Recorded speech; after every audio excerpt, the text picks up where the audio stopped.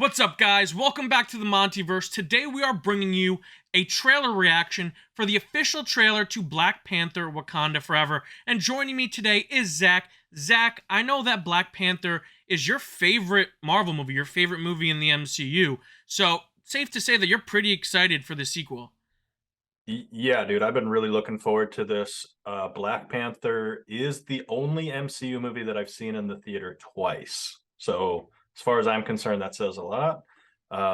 Been looking forward to this one. Obviously, won't be quite the same without Chadwick Boseman, but I'm still excited to see, where they take the franchise. Wow. I mean, that is saying something because you rarely see anything in theaters more than once, unless it's That's true. unless it's Dune or Yeah. any Star Wars movie featuring Babu Frick. Yes, that's true. Those are basically the criteria to get me to see a movie more than once in the Yeah. theater. But Black Panther came through. And meanwhile, I saw Endgame like 11 times in theaters. But anyway, all right. Let's do it. Are you ready to check out this trailer, dude? Let's do it. All right. In 3, 2, 1. Okay. This part of the movie is going to be very Yep. sad. I agree.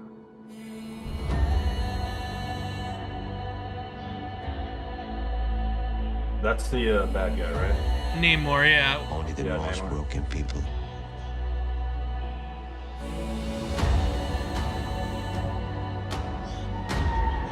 can be great leaders.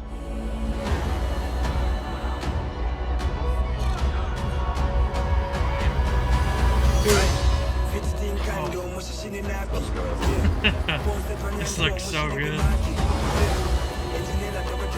His people did not call him general or king. They called him Coogler, the Like feather that. serpent god. Wow.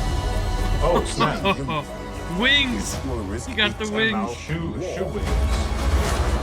He's coming for the surface world. Oh, that was dope. Right around the corner. What you whisper. They have lost. Oh, Ironheart. Oh, I've heard of Ironheart, but I didn't recognize it. Whoa. Oh, whoa. That's so sick. It's like walking on air. Oh, I don't know if that Show them who we are.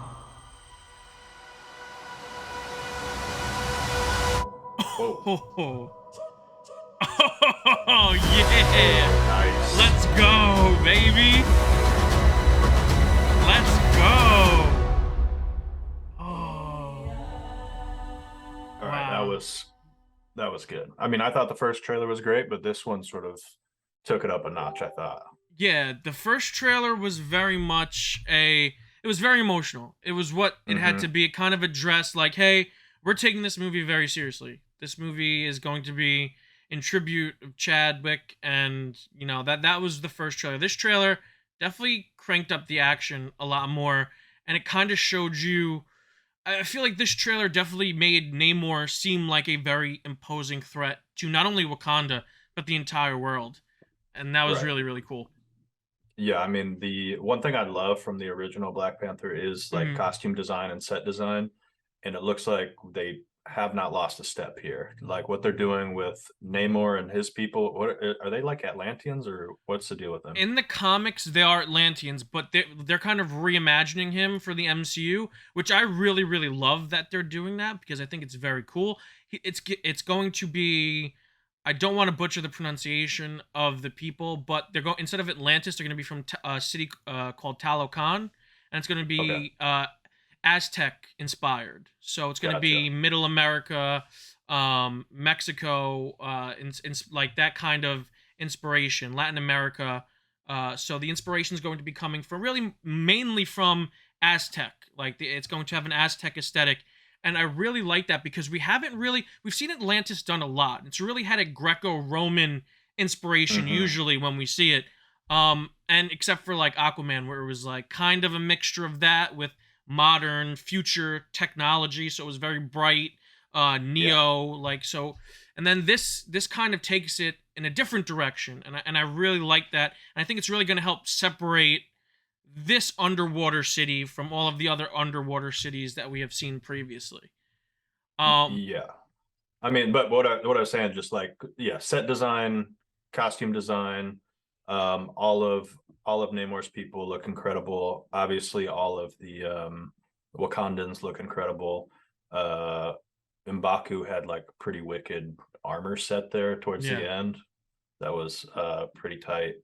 I don't know. I thought it was. I couldn't really follow the story because I don't know. Mm, I mean, I'm not a comic book guy. I don't really know any of the source material, so a lot of it is just like pretty pictures to me when I'm seeing it in the trailer. mm. I'm sure once the movie comes out, I'll have to make a determination on how much I like the story. But it looks great. Yeah. I mean, what's cool about this is the story essentially boils down to the fact that these two highly advanced, highly powerful secret nations, Talocan and Namor and his people, which I don't know what the name of his people are going to be. Let's just say Atlanteans for this trailer reaction. But his people versus Wakanda, and essentially he's going to attack Wakanda, but it's really going to be his attack on the land. Essentially, that's going to be the beginning of what many would assume to be an assault on, surface dwellers. But I'm sure this all has to tie back into that ship that we see in this trailer, and that was real. We saw in the first trailer as well, because I believe that was some sort of Wakandan research vessel. So I think that some nefarious people are going to be at play here, and they're going to kind of frame the Wakandans for doing something to the people of Atlantis, and those two nations are going to come into conflict. A lot of people Yeah. are speculating there's going to be a higher power at play, like Doctor Doom, but that's basically the Interesting. general idea of it. In Yeah, I terms mean, of the story.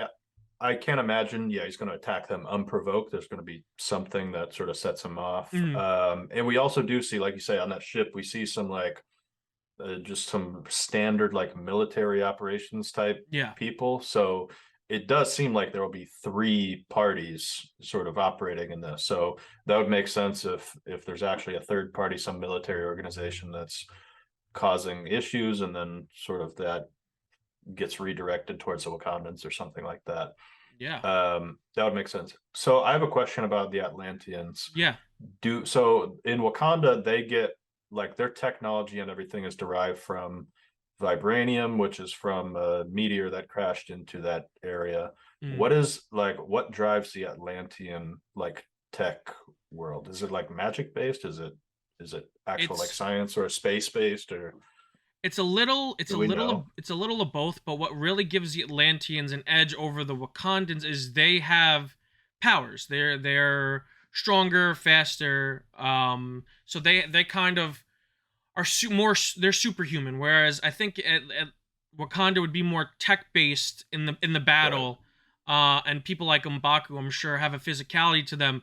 The Atlanteans are, a bit stronger, a bit faster. So it's going to be kind of, I would imagine it's going to, the vibe that I'm kind of getting from the trailer and the way they're portraying this version of the Atlanteans, the people of Talocan, is they're kind of going for an ancient, vibe. So it's kind of like old, ancient aesthetic versus this new technological aesthetic of the Wakandans. So I think that's going to be pretty cool. And Namor himself is going to be a huge factor in this battle because Namor is pretty darn powerful. He's more powerful than any other Atlantean because he's not full-blooded Atlantean. What makes him special is he's like Aquaman. He's a child of two worlds. His father is from the surface. His mother was Atlantean or from Talocan in the MCU. And not only that, but he's a mutant. And we see his mutation at work actually in this trailer. The wings on his feet that give him the ability to fly. That's actually a mutation. I thought those were like on his boots or something. Like that was tech. Okay. No, those wings are part of his body and they're on his ankles, and they give him the ability to fly. So flight is his mutation, if you will. He has the X gene. Right. And actually it's cool how that flight is sort of manifested, like how it's portrayed, because it is like right on his ankles. We see in the trailer, he almost utilizes it as though he can just like run on the air. Like Yeah. we see him sort of jumping, like leaping across using those feet wings, Yeah. which I thought was pretty cool. And in regards to like the magic, there is something that I wanted to mention that's in this trailer that is pretty important to the history of Atlantis in the comics. M'Baku says that his people call Namor, I think it was the Feather Serpent King. The Feather Serpent God. Feather Serpent God, that's it. Yeah. So in the comics, there's a relic. There's a magic relic called the Serpent Crown. And Namor doesn't really use it, but until recently he has used it in the comics, and it is essentially an object created by an elder god before Atlantis sunk into the ocean in the comics, and it gives the wielder some of the power of the elder god Set, who was a snake god. So I know that Namor in this movie wears a headdress, a very serpentine headdress. It's not serpentine, but it has the characteristics of a snake. Kind of more of an ancient dragon mythological serpent, but still a serpent nonetheless. So I wonder if that is going to be the MCU's version of the Serpent Crown, and if so, if it's going to be like a magic versus tech based battle like you had surmised, because now that I'm thinking about it, that would make sense. The Serpent Crown is a part of Atlantis's one of the many downfalls of Atlantis in the comics, and it does at one point make Namor forget his memory and become an amnesiac. So I wonder if that is going to be featured in this movie at all. And it would make sense, and having it be a Aztec-inspired headdress would be a nice way to correlate it with the modern interpretation that they're going for of Atlantis in the Marvel Cinematic Universe. So that's really cool. And it's going to be...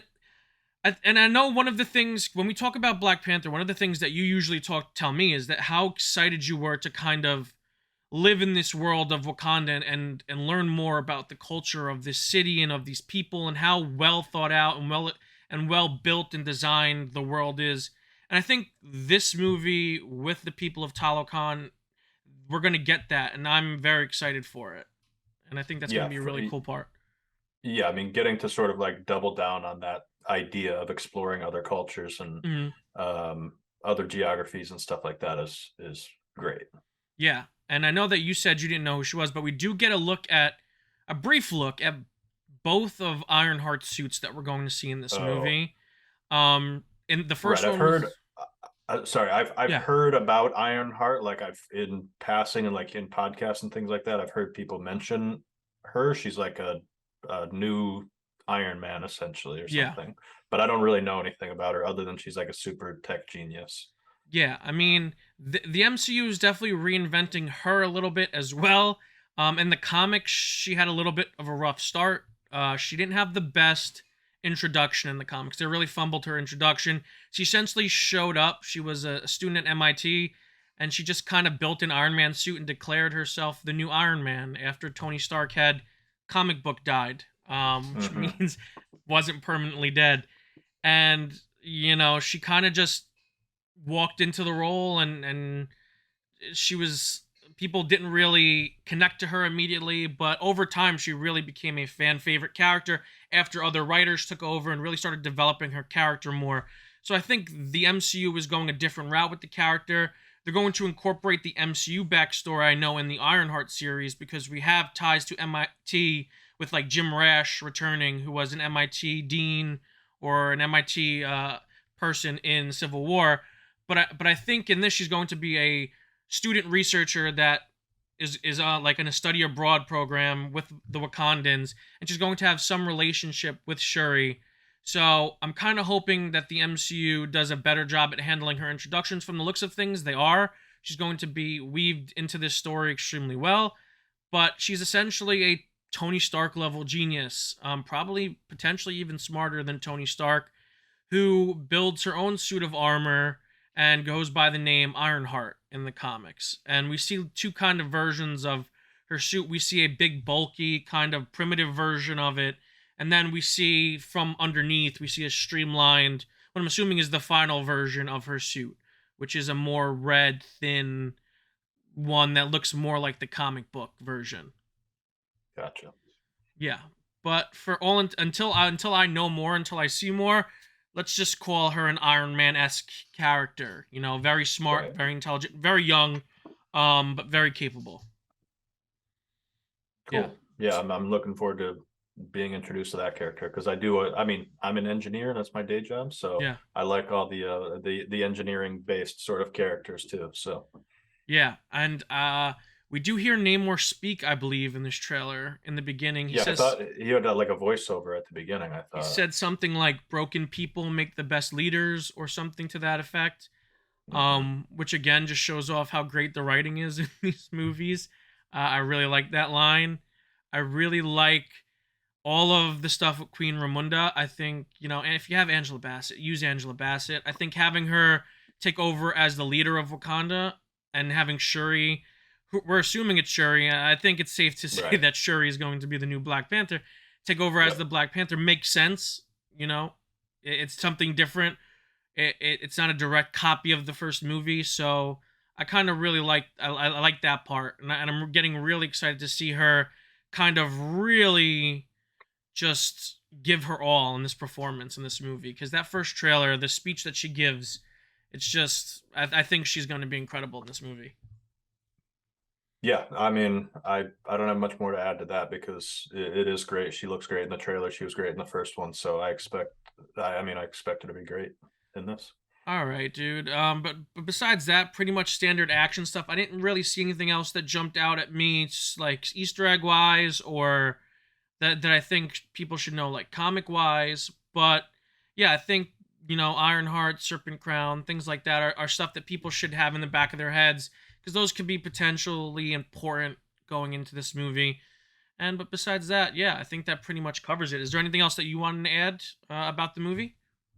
I would say the only thing is with the first movie, my one critique of it has always been that the CG is pretty off the mark a lot of the times. And watching this trailer, I didn't like nothing really stood out to me as looking bad CG wise. So I'm curious to see whether they've kind of like dialed that in a little bit more for this one. Yeah, I think So- with that being such a heavy critique of the first movie, I think they're gonna spend that, and I think they're gonna spend a little bit more time on it, and I think Ryan Coogler is definitely going to frame shots better to hopefully not rely on CG as much, because I think he's just like, you know what, if that's what people are gonna critique my movie for, let me try and eliminate as much of it as possible. He's a smart director. I'm sure that he found ways to alleviate some of the burdens, and also I'm sure that the CG artists were overworked, because you had, if I remember correctly, it was Ragnarok, Black Panther, and then Infinity War. So you had 3 CG heavy Marvel movies back to back to back. So we don't really have that now. So I'm hoping that these VFX artists had the time that they needed to. Hopefully they weren't too overworked on this film to kind of get the shots they needed done and to get the stuff they needed done.